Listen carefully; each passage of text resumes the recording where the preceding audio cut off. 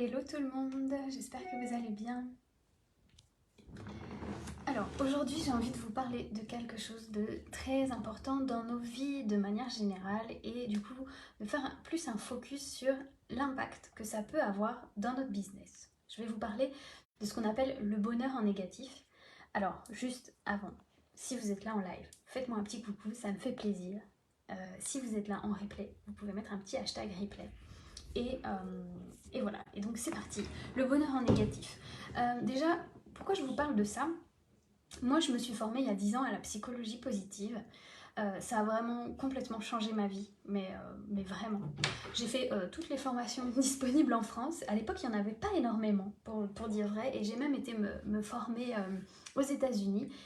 Et c'est vraiment ce que je veux vous partager, c'est que tous ces concepts de psychologie positive, ces dernières années, je les avais un petit peu mis de côté parce que après je suis devenue maman, donc je me suis intéressée plus particulièrement à la parentalité positive.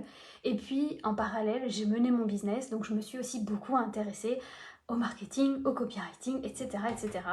Et puis maintenant que j'ai l'impression que tout ça c'est bien posé, c'est bien stable chez moi, j'ai ce besoin depuis quelques semaines de revenir à mes premières amours et donc je reprends des lectures de psychopositive, je remets le nez dans toutes mes formations, dans tous les concepts que j'ai pu apprendre et je me dis waouh, mais en fait ça c'est tellement important dans notre vie de parents évidemment, mais aussi dans notre business. Et ce que je vais vous partager aujourd'hui, c'est justement quelque chose qui peut faire la différence dans le fait d'arrêter de courir après les résultats. Le bonheur au négatif, en fait, c'est quand on éprouve du bonheur du fait de l'absence d'émotions désagréables. C'est quand on va ressentir des émotions agréables, non pas parce que les émotions agréables sont là et intenses, mais parce que on a coupé, on est dans l'absence d'émotions désagréables. C'est toutes les fois où, pendant un certain temps, plusieurs jours, plusieurs semaines, etc., on a ressenti tout un tas d'émotions désagréables. Vous savez, ces moments où on est dans le flou, par exemple dans le business, ou ces moments où on est malade aussi. Et là, à un moment donné, ça y est, ça va mieux. Et là, on se dit, ah, ça y est, je retouche du doigt le bonheur.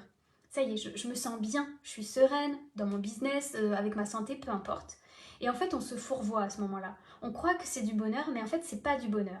On éprouve des émotions agréables, certes, mais en fait, ces émotions agréables sont dues uniquement parce qu'elles naissent du déni du stress, du déni des émotions désagréables, de l'angoisse, etc., etc. Et le problème, c'est que à long terme, en fait, c'est pas ça qui va nous conduire au bonheur. Le bonheur, ce n'est pas l'absence de douleur. Le bonheur, ce n'est pas l'absence d'émotions désagréables. Le bonheur, ce n'est pas l'absence de souffrance. C'est pas ça. Tant qu'on croit que bonheur, tant qu'on prend notre soulagement, notre apaisement pour du bonheur, et bien du coup on se fourvoie et surtout on va continuer à courir après quelque chose. Par exemple, si dans votre business vous vous dites ok, je vais faire 10 000 euros par mois et puis c'est ça qui va me rendre complètement heureuse, etc., etc. En fait, ce qui se passe, c'est qu'à un moment donné, vous allez les faire, les 10 000 euros par mois.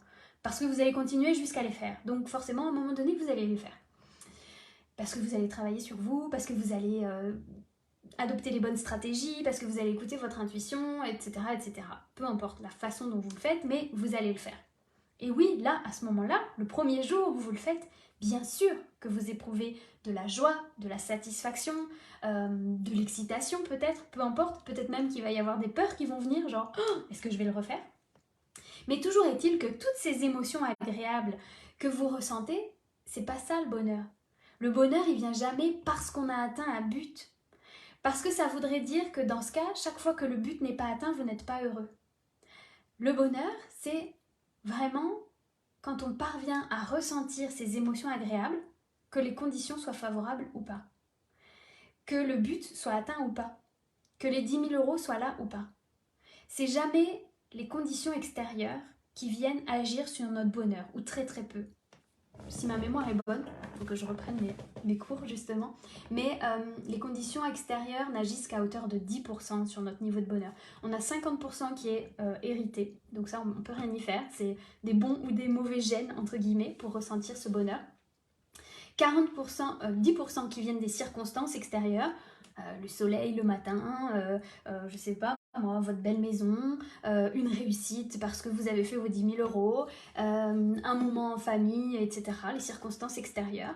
Et 40% ça vient de vous, du regard que vous portez sur les choses. C'est-à-dire que à une même situation identique, à un moment donné dans votre vie, vous allez les traverser et vous allez porter un regard différent. Vous allez aussi traverser des situations identiques à Pierre, Paul, Jacques. Et en fait, Pierre, Paul, Jacques, ils ne les verront pas comme vous. Il y en a pour qui ce sera un scénario catastrophique et il y en a pour qui ce sera source de joie intense.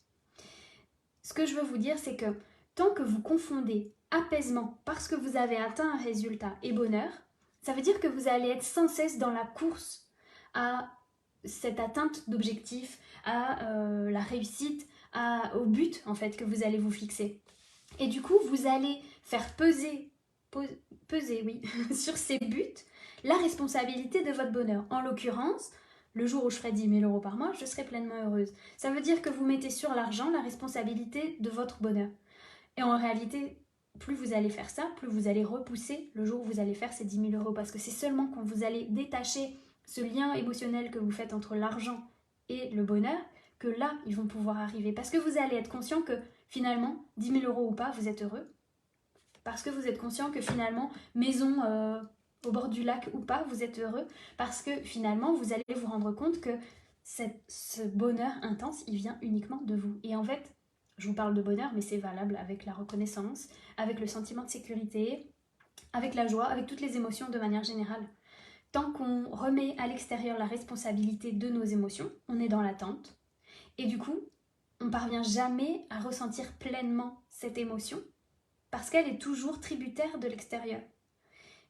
Le jour où seulement on arrive à ressentir la joie indépendamment des circonstances, le jour où on arrive à ressentir le bonheur, qu'on ait atteint nos objectifs ou pas, c'est là seulement qu'on peut s'autoriser à avoir encore plus de résultats. Parce qu'on a détaché tout ce lien émotionnel sur les objectifs qu'on se pose. Je voulais partager ça avec vous parce que, ben voilà, souvent on confond cette période de soulagement en mode « ouais, je l'ai fait », cette joie-là, cette satisfaction. On confond la satisfaction avec le bonheur et du coup, on est tout le temps dans cette course à la satisfaction alors qu'en réalité, c'est pas quand vous allez atteindre quelque chose que vous serez heureux, c'est en étant heureux maintenant que vous allez atteindre cette chose. Ça change tout. Ça change absolument tout. Voilà ce que je voulais partager avec vous aujourd'hui. Je ne sais pas si ça va résonner avec vous. N'hésitez pas à me mettre des petits commentaires, si ça résonne ou pas. Hein. J'aime bien avoir vos retours. Et voilà, moi je vous souhaite tout le bonheur du monde. On va finir là-dessus. Ce sera très bien. Je vous souhaite une belle soirée.